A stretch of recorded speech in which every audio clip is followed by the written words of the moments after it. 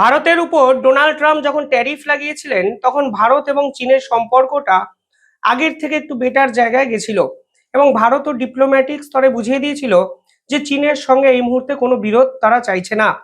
কিন্তু চীন শেষ 1 মাস ধরে এমন কিছু কর্মকাণ্ড করছে, তাতে একটা জিনিস অন্তত পরিষ্কার হয়ে যাচ্ছে যে কুকুরের লেজ কখনো সোজা হয় না।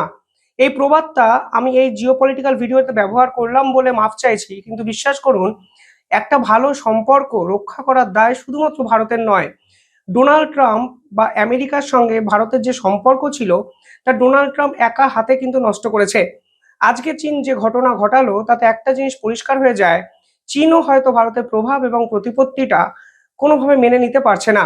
অন্তত G20-তে যেভাবে ভারতকে ঘিরে ধরে গোটা বিশ্বের আন্তর্জাতিক স্তরে তাবড় তাবড় নেতারা নিজেদের মধ্যে মানে উচ্ছ্বাস প্রকাশ করেছেন এবং ভারতকে সম্মান দিয়েছে, সেই সম্মান আসলে ভারতের কাছে প্রভাব বিস্তার করার মতো একটি উপাদান হলেও বাকি শত্রুপক্ষের কাছে যে গাত্রদাহের প্রধান কারণ হয়ে গেছে তা কিন্তু বোঝা যাচ্ছে। কি হয়েছে আজকে ঘটনা, কেন হঠাৎ করে আমি এতগুলো কথা বললাম, কেনই বা ভারতের মিডিয়া, আন্তর্জাতিক স্তরের মিডিয়া হঠাৎ করে চমকে গেল?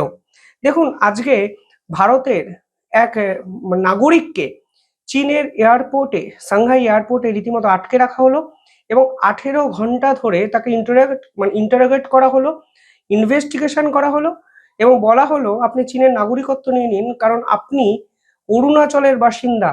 ফলে অরুণাচলের বাসিন্দা হয়ে আপনি নিজেকে কিভাবে ভারতীয় বলছেন? অরুণাচল তো চীনের অংশ, ফলে ভারতের পাসপোর্ট নিয়ে আপনি চীনে কেন ঢুকেছেন? এই রকম অভূতপূর্ব কাণ্ড কারখানা আজকে চীনের মতো একটি দেশে হলো এবং এক ভারতীয় কিন্তু এই পুরো বিষয়টি ফেস করলেন, অ্যাকসেপ্ট করলেন। যে ঘটনা ঘটেছে সেই ঘটনা ঘটেছে আজকে সাংহাই এয়ারপোর্টে। এক নারী যার নাম পেম পেম ওয়াং, তিনি ব্রিটেনে থাকেন কিন্তু তিনি ভারতীয় নাগরিক, ব্রিটেন থেকে জাপানে যাচ্ছিলেন। এবার যখন জাপানে যাচ্ছিলেন তার স্টপ ওভার ছিল চীনের সাংহাই এয়ারপোর্টে এবং এই লেওভার টাইম অর্থাৎ মাঝখানে বিরতির টাইম ছিল 3 ঘন্টা। ফলে তিনি চীনের এয়ারপোর্টে, সাংহাই এয়ারপোর্টে 3 ঘন্টা কাটানোর জন্য বেরোন ফ্লাইট থেকে এবং পরবর্তীকালে জাপানের ফ্লাইট ধরবেন বলে ইমিগ্রেশন সেন্টারে যান। ঠিক সে সময় তাকে চাইনিজ অফিসিয়ালরা ডিটেন করে, অর্থাৎ আটক করে এবং আটক করে তার থেকে পাসপোর্ট চায় এবং সে পাসপোর্টে দেখতে পায় অ্যাড্রেস হিসাবে, রেসিডেন্সিয়াল অ্যাড্রেস হিসাবে অরুণাচল প্রদেশ দেওয়া।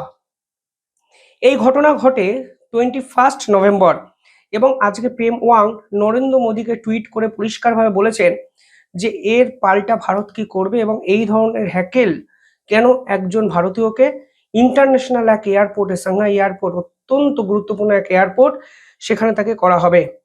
যখন তিনি পরের লেওভারের জন্য ইমিগ্রেশন সেন্টারে যান তখন পরিষ্কার বলে দেওয়া হয় তার পাসপোর্টটাকে ইনভ্যালিড। কেন ইনভ্যালিড? কারণ অরুণাচল প্রদেশ চীনের অংশ। তিনি ভারতীয় পাসপোর্টে কিভাবে অরুণাচলের বাসিন্দা হয়ে গোটা বিশ্ব ট্রাভেল করছেন সেই প্রশ্ন সরাসরি তাকে করা হয় এবং সরাসরি বলা হয় Arunachal Pradesh is a part of China. ফলে আপনাকে চাইনিজ পাসপোর্ট ক্যারি করতে হতো। আপনি যদি পাসপোর্টের অ্যাপ্লিকেশন করতে চান আপনি বলুন, আমরা করে দিচ্ছি। এই ধরনের হাসি ঠাট্টাও তাকে নিয়ে করা হয়। টুইটে তিনি লিখেছেন মকিং অ্যাট হার, অর্থাৎ তাকে নিয়ে হাসি ঠাট্টা করা হয়, ইয়ার্কি করা হয়, লাফিং অ্যাট হার, এবং তাকে পরিষ্কারভাবে বলা হয় যে চাইনিজ পাসপোর্ট বানাতে হবে এবং পরবর্তীকালে তার পাসপোর্ট ছিনিয়ে নেওয়া হয়, উইথহেল্ড করা হয় এবং তাকে প্রায় 18 ঘন্টা আটকে রাখা হয়। এই কারণে, কারণটা কি, তার অপরাধ কি? তিনি ভারতীয় পাসপোর্টে গোটা বিশ্বেতে ট্রাভেল করেছেন। তিনি বলছেন গোটা বিশ্বে কোনোদিন এই ধরনের ট্রিটমেন্ট তিনি পাননি যা চাইনিজ সাংহাই এয়ারপোর্টে তিনি পেলেন। দেখুন, এটি প্রথমবারের জন্য কিন্তু হয়নি। পরবর্তীকালে এই মহিলাকে যদিও বিতর্কের মুখে পড়তে হবে জেনে অল্টারনেটিভ একটি ফ্লাইটে জাপান পাঠানোর ব্যবস্থা করে চাইনিজ সরকার, কিন্তু 18টা ঘন্টা তার জীবন থেকে যে কেড়ে নেওয়া হলো, এবং শুধু কেড়ে নেওয়া হলো তা নয়, তাকে অপমান করা হলো, অপদস্থ করা হলো, বিধ্বস্ত করে দেওয়া হলো, তার জবাব কে দেবে? চাইনিজ সরকার এ বিষয়ে মুখে কুলুপ এঁটেছে পুরো মাত্রায়। যদি আপনারা 2023 2024-এর কিছু অ্যাক্টিভিটি দেখেন তাহলে দেখবেন এই অরুণাচল প্রদেশকে নিয়ে চীন কিন্তু এর আগেও ভারতের বিপক্ষে এই ধরনের কিছু পদক্ষেপ নিয়েছিল। 2023 সালে তারা একটি ম্যাপ প্রকাশ করে দেয় যেখানে তারা আকসাই চীন এবং অরুণাচল প্রদেশকে সাউথ তিব্বতের অংশ হিসাবে চিহ্নিত করে। ভারত কিন্তু কড়া জবাব দিয়েছিল সেবার। 2024 সালে তার আগে একটু বলি, অরুণাচল প্রদেশ যে তাদের অংশ, তারা ইন্টারন্যাশনালি দেখানোর জন্য এক অদ্ভুত জিনিসও কিন্তু করেছে বছর তিনেক আগে। তারা অরুণাচলের যে সকল বাসিন্দারা চায়নাতে যেতে চায় তাদের জন্য এক নতুন ভিসা ইন্ট্রোডিউস করেছে মার্কেটে, যার নাম স্টেপেল ভিসা। এই স্টেপেল ভিসা তাদের দেওয়া হয় যারা অরুণাচলে থাকেন, অর্থাৎ ভারতে থাকেন, অথচ চীনে কোনো না কোনো কারণে যেতে চান। ভারত কিন্তু পরিষ্কার এরও বিরোধিতা করে। 2024 ওয়ার্ল্ড ইউনিভার্সিটি গেমস, যা চায়নার অংশ মানে চায়নায় অনুষ্ঠিত হয়েছিল, সেখানে ভারতের উসু টিম কিন্তু অংশগ্রহণ করতে আবেদন জানায়। এই উসু টিম কিন্তু অরুণাচল প্রদেশের একটি টিম। যখন তারা চাইনিজ গভর্নমেন্টের কাছে ভিসার অ্যাপ্লাই করে, তখন অরুণাচলের টিম হওয়ার জন্য তাদেরকে কিন্তু স্টেপেল ভিসা দিতে চায় চাইনিজ সরকার। ভারত কিন্তু তীব্র প্রতিবাদ জানিয়ে বলে, আমরা কেন চীনা এই ধরনের স্টেপেল ভিসা, অর্থাৎ এই ধরনের মানে ব্যতিক্রমী ভিসাকে আমরা অ্যাকসেপ্ট করব?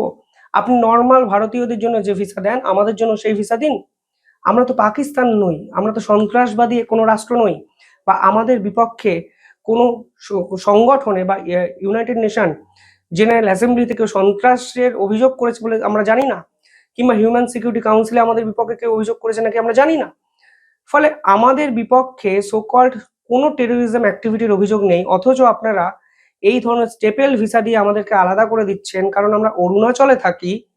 এটা তো আন্তর্জাতিক সার্কিটে চলতে পারে না, এবং বিশ্বের কোনো দেশ এই রকম নীতিকে অ্যাকসেপ্ট করে না।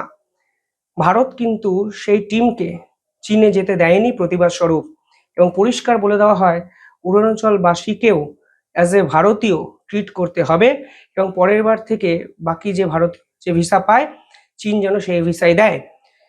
2024 পর 2025 জিওপলিটিক্যাল সারফেসে পরিস্থিতি অনেকটা বদলেছে।